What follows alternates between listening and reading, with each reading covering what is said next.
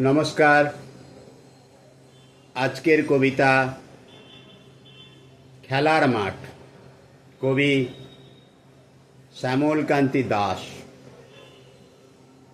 মাঠটা ছিল দেখার মতন, সবুজ ঘাসে ঢাকা, মাথার ওপর মস্ত আকাশ, ছবির মতো আঁকা। চতুর্দিকে গাছগাছালি, চোখ জুড়িয়ে যেত। সকাল বিকাল কত যে লোক হাওয়া বাতাস খেত। পাড়ার যত ছেলেরা সব আসতো দলে দলে, সারা বিকেল থাকতো মজে ক্রিকেট ও ফুটবলে।